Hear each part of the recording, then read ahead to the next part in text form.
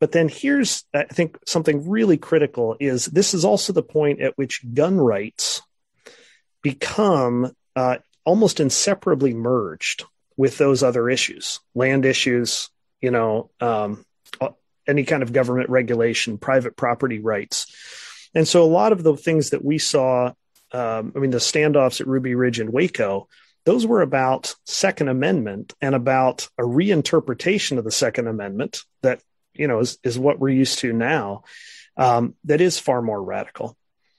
And so then that takes us up into what you call the Patriot Rebellion, which is sort of, Glenn Beck 9/12, I guess it is, right. Type of time. And that is, and now we're even that much further removed from the issue of land use, but all of these themes now are beginning to converge right. into what ultimately became like, you can't pass the Affordable Care Act because it's over 100 pages, essentially. So how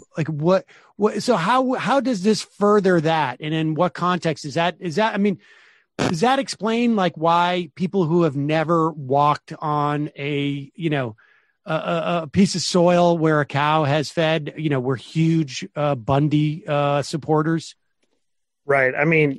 Sean Hannity did a week of his show at the Bundy Ranch. And even then in, 2016, I remember Marco Rubio, right, senator from Florida, on his campaign, he was denouncing federal land ownership.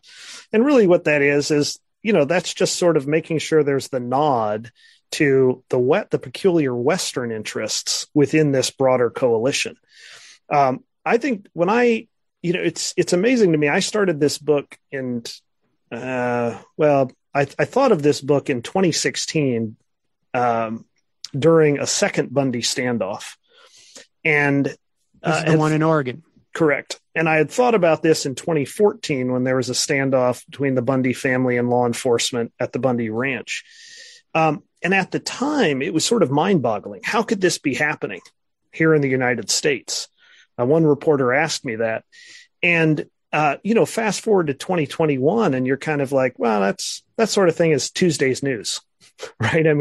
We've almost become accustomed to that being a normal part of the American news cycle. And I think when we look back at, I call it the Patriot Rebellion, it coincides perfectly with the Obama administration. We have passage of the Affordable Care Act that is a useful tool, right? But there is this anger against the federal government that's bubbling up. And we have what I would think of as the mainstream Tea Party. And this is espousing a kind of political ideology, a staunch libertarianism. But we also have the growing strength of, I see it as the Tea Party's armed wing. The militia movements like the 3% Patriots. And all of a sudden, the line between mainstream and extreme all but disappeared. So at those rallies, that you'd see on the mall that Glenn Beck would host, Glenn Beck would denounce violence, but look out at the crowd and sort of see who's joining him there. Similarly, we started to see, a sort of extreme rhetoric about the potential need to kill federal authorities in defense of one's rights. That became more and more mainstream, sort of accepted even among sitting politicians. And so I think that was a real warning sign that, I wish more people had listened to, because what we've seen even this week with the removal of Liz Cheney is, that what we see now in a movement is really not about conservative principles anymore. It's ideological, but it's not about the sort of conservative principles of Reagan or even what Cheney upheld. It really is about a kind of raw power for its own sake and the means of maintaining that power. And this is a minority of people. So I'm not suggesting conservatives are all violent, but the minority of people that were willing to go and storm the Capitol, the minority of people that, in my state of Michigan, who plotted to kidnap my governor, this has sort of become a mainstream part of our politics. And that's part of what I find so both terrifying and horrifying. Yeah, I mean, I think I wonder if I mean I am maybe a little bit less convinced that there were those conservative I don't know how you phrased it, values or ideological foundations Sure. were a little bit Potemkin as far as I'm concerned. I mean, I think look, Lynn Cheney was, the iteration, and certainly Dick Cheney was the iteration, just sort of like, Donald Trump 1.0, or maybe Donald Trump 2.0, and Donald Trump is, Sure. Donald Trump 4.0. I don't know, but I think like these are just more sort of like refined versions of the same. This progression, right, has been heading there, and but that idea of violence, are there other strands? I mean, so I can see the one that comes from like the Bundys, looking at the other people in their specific situation, right? The Don sisters or Dan sisters, and losing legally. So they decide, or that's maybe it's not so straightforward. They decide, but that the options become more of violent, and they begin this notion of violence against the government when you don't get what you want. Essentially, it becomes more acceptable just because more and more people adopt it. What other strains led into that specific dynamic of the violence? Where else was that coming from? Well, yeah, coming from a number of places. I think that one thing to note is throughout, whether it's the riot on the Capitol, the assault on the Capitol, whether it's rallies, whether it was the Bundy standoff in Nevada or Oregon, look for the symbols and listen for the rhetoric about things like the American Revolution, right? About, the Gladstone flag, don't tread on me.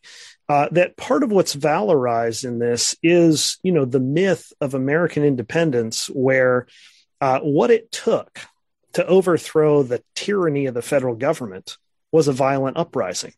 And, we still teach that as, the liberation or the birth of the country. And so I think basically within the rhetoric, there's a kind of martial tendency, though I assume a majority of people don't mean that they want a literal revolution. But a percentage of people do. A couple other places that I would point to, one, I already mentioned some of the key militia movements. The militia organizations, which have grown in number, these are groups that train regularly. And the assumption is that the federal government or state governments are going to come and take your guns, and you have to be prepared not to. And the rhetoric would be, we're not going to be the aggressors here. But when the federal government comes to violate my constitutional rights, I'll be prepared to defend myself. And this is important, I think, to think about, which is what gives that movement or people in the movement, I think, that sense of power, of purpose, of meaning and belonging is precisely the fact that they're talking about possibly dying for their country in some abstract sense, possibly needing to kill for their country. Now, it's clearly not for their country, but I think the other movement that is deeply concerning is something called the constitutional sheriffs. So there's an organization, Constitutional Sheriffs and Peace Officers Association, but it's an odd and clearly erroneous belief that county sheriffs are the highest elected law enforcement in the land, and therefore they are the highest, not only law enforcement, but sort of legal interpreters. And so for a sheriff who buys into the ideology, the assumption is if they individually believe that a law from the state or federal government is unconstitutional, they have not only a right, but a duty to oppose it. And so I think what you're seeing there is perhaps the most destructive, because now we have, people in uniform bearing the symbols of rule of law, who are the very ones undermining law. I mean, in my own state, after the Wolverine Watchmen plotted to kidnap Governor Whitmer, a sheriff to the county just south of me, Dara Leaf, said that, that might have been seen as a legitimate citizen's arrest because Whitmer had violated the Constitution. So the last thing I'd add is all of that then assumes, and this is also a bit frightening, a kind of populist understanding of the Constitution, that at the end of the day, I and I alone am the final authority in determining what the Constitution says. Elitists like judges, they can't be trusted. And so that's where there's the rhetoric of rule of law, and yet everything that we see, the actions, are fundamentally undermining the rule of law. And I should just say, we've got to wrap it up here, but those people you're talking about, the sheriffs, they had to be ushered out of former Governor LePage's office in Maine by his advisors at one point, because LePage was meeting with them and they were suggesting you can assassinate members of the legislature who don't agree with you. I mean, that was a couple of years back, but yes. And I imagine we're going to see a lot more of this under a Biden administration. It is because they're going to know they're not going to get what they want, rather than having to wait as they might have done during the Trump administration. Jamie Skillen, the book is This Land Is My Land, Rebellion in the West. Thanks so much for your time today. Really appreciate it. Thanks for having me on the program. All right, folks, going to take a quick break, then we'll come back, wrap things up.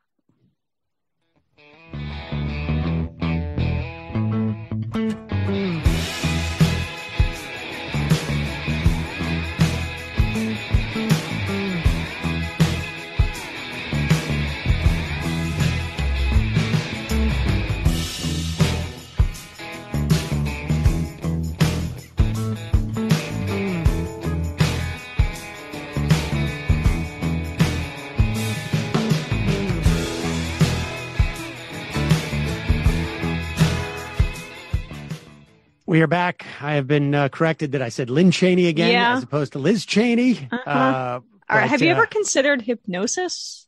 Look, I think everybody knows who I'm talking about at this point.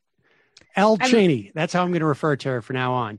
Yeah, exactly. I mean, just save yourself. This part about the sheriffs, very scary. And you can go back into history, folks, and these type of anti-government assaults happen predominantly during Democratic administrations. So buckle up. We are not done.